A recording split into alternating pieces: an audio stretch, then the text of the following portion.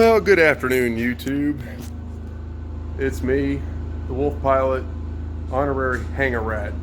And that's because, as you can clearly see, I'm in the hangar.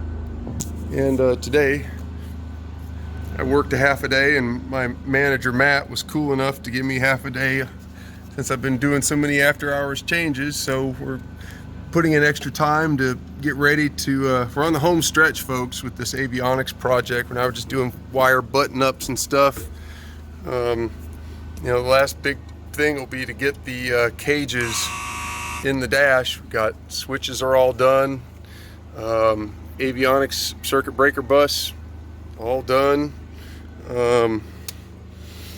Let's see here, master bus breakers all done. I've got a few little things so wires need to land, no big deal. We still need to mount the GPS antenna on top of the airplane. That's coming up. But folks, that's it. I mean, everything here.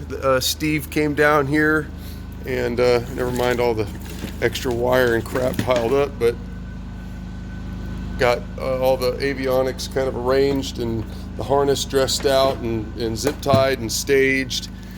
And gotta take that loose. Everything's all kind of rolled up. I did gratuitous use of the label maker to label all my different cables and stuff and jacks and all this and whatnot.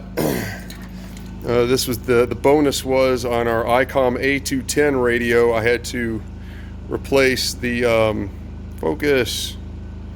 the volume pot, which is this little component here in the back. Now, I ordered one from ICOM Parts, and wouldn't you believe, I thought I was going to get the whole drop-in part with the circuit board and everything it's on. No, I had to desolder this component right there from that circuit board and clean the board and then put a new one on. No problem, just took a little bit of time. Let's see, left wing tip put back together, right wing tip needs to go back together. Man, it's gonna be a quick down and dirty little update as this project nears completion. So I think here in a minute what I might actually do is I feel incredibly empowered to pull the gear actually out of the racks. And we're gonna, I guess, start to test fit the racks and see what it's gonna take to get those screwed down. And got a horizontal drill here so we can go in and make the holes. Folks, it's home stretch. I mean, the harness, everything should be put terminals, land stuff on circuit breakers, and dress out wires additionally, and you know, we're off to the races. At least that's how it should go. Anyhow, stay tuned to Wolf Pilot, and check me out on Instagram at Texas Wolf Pilot.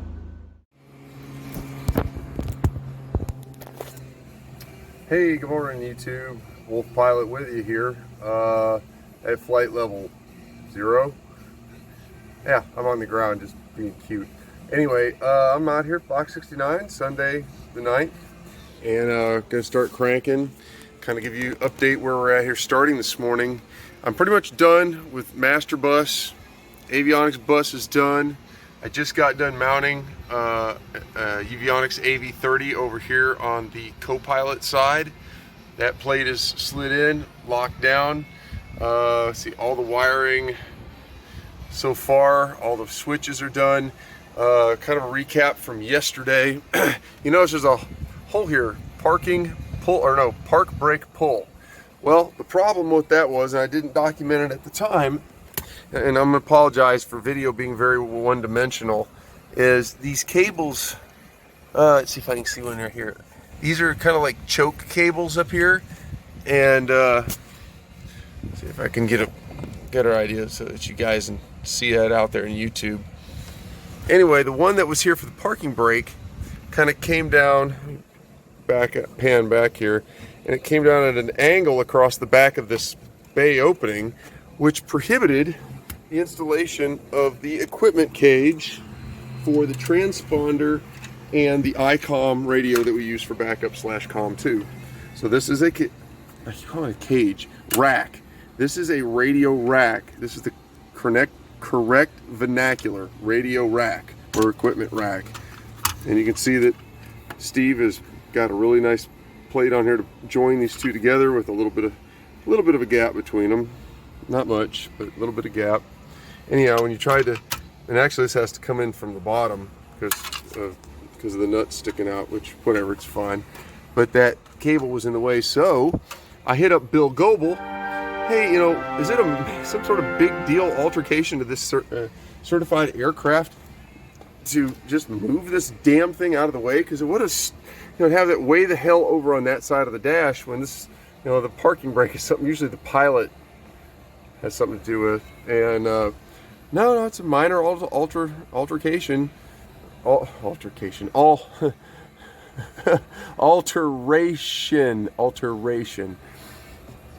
So drilled a hole in the dash. The cable goes back to this feed through, which Steve had already purchased an eon ago. Probably in a dream he thought he was going to have to move it over. That cable goes straight down the back of the dash. Let me illuminate the scene here for you. Got this new awesome Husky work trouble light. And anyway, that goes out through the firewall and virtually straight down. And on the, I can show you outside in a second. There's a little kick out here, kind of a recess where the rudder pedals are. And over here, you can kind of see.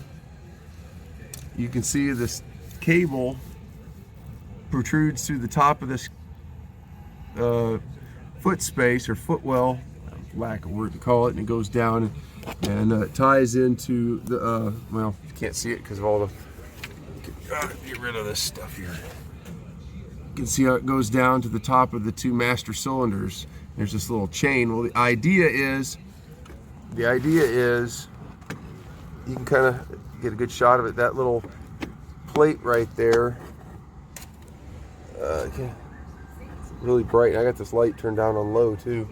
When you pull the choke cable, you can see that little thing moves, and basically what it does is it causes that little plate on top of the master cylinder to grab the master cylinder shaft. That's what locks it in place and allegedly holds your brakes. Terrible design, really sucks. Doesn't work well because the thing just gets oily just because of what it is. So metal on metal with oil, it's going to be slippery. So this is just kind of show you on this side of the dash, out here on the other side of the firewall, cable comes out, straight shot down. We had to shorten it. In fact, I haven't actually cut the center of it, just cut the outside of it. Left the center at factory length.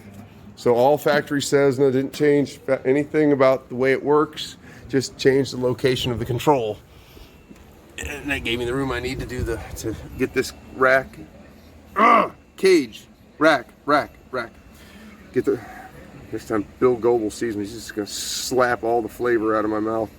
The rack in there, and then, and actually, you know what I might do here in a minute, just to have better room, I might just go ahead and get the wiring harness and go ahead and get everything landed over on this side, and have the connectors laying over there for that side, go with the rack installed there, and that'll be real easy to manipulate the wiring for that.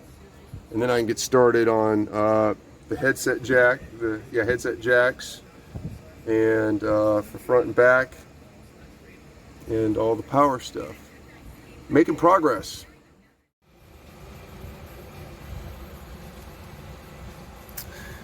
And just like that, all those connectors are landed. By the way, all the coax connectors, well, minus the GPS antenna, because GPS antenna is not installed yet, although I could probably pre-stage the coax for it. All that stuff is landed.